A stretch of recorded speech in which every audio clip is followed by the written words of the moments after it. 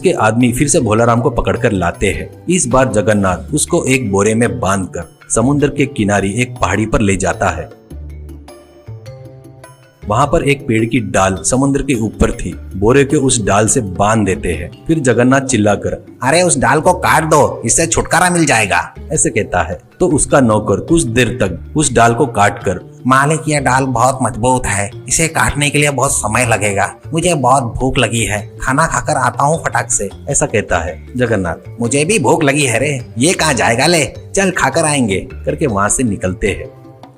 वो जाने के बाद भोलाराम, मुझे नीचे उतारो, वो आवाज सुनकर कौन है करके चिल्लाता है। भोलाराम उसकी आवाज पहचान लेता है। उसको कुबड़ है करके भोलाराम को पता भी था और कोई भगवान जैसा आया है सोचकर, नीचे उतारो बाबूजी, मेरा कुबड़ गया है करके बोलता है। लाल किशन, कुबड़ गया क्या करके बोलता है। तो आपको पता नहीं होगा, इस बोरे में बैठे तो कुबड़ ठीक हो जाता है, मुझे उतारो, आपको ही पता चल जाएगा। हमारे लोग अब तक आ जाने को होना था, पता नहीं क्यों नहीं आए। फिर से यह बोरा ले जाकर जिनका है उनको दिए तो वो लोग 1 घंटे के 100 मुद्राएं नाक पकड़कर वसूल करेंगे, ऐसा कहता है भोलाराम। वो बात है क्या, मुझे भी कुबड़ है, मुझे भी थोड़ी देर बैठने देता क्या, तेरे को 100 मुद्राएं देता हूँ, ऐसा कहता है लाल किशन।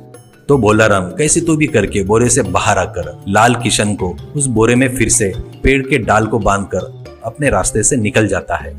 बाद में जगन्नाथ अपने आदमी के साथ आकर पेड़ के डाल को काटकर समुद्र में गिरा देता है। एक दिन भोलाराम जानबूझकर जगन्नाथ के घर के तरफ आता है। जगन्नाथ उसको देखकर चौंक कर, तू मर गया था ना, फिर से कैसे आ गया करके आश्चर्य से पूछता है। अच्छे लोग कभी नहीं मरते, सुनाई होगा ना, मैं समुद्र में गिरते ही समुद्र के राजा के सिपाही आकर मुझे लेकर गए। समुद्र राजा ने मेरा अच्छा आदर सत्कार करके अपने राज्य में ही रहने को बोले। मेरी अप्सरा जैसी लड़की से शादी कर दिए। वहाँ पर सब अप्सराएं हैं, वहाँ पर जिधर देखो उधर सोना हीरे मोती है। वहाँ पर उनको खाने पीने के सिवा और कोई काम नहीं है। मैं काम करने वाला हूँ, मुझे वहाँ पर ठीक नहीं लगा, इसलिए चले जाता करके समुद्र राजा को बताया। वो नहीं बोले, मैं मुझे जाना है करके बताया। उन्होंने कहा जब दिल करे तब आ जाना और अपने खास दोस्तों को भी लाते रहना करके बताए। मेरी पत्नी को साथ लेके चलता बोला तो वो इस दुनिया में नहीं आती बोली, ऐसे कहता है भोलाराम। अरे ये तो पागल है, बेवकूफ है, मैं तो वहाँ के सभी औरतों से शादी करके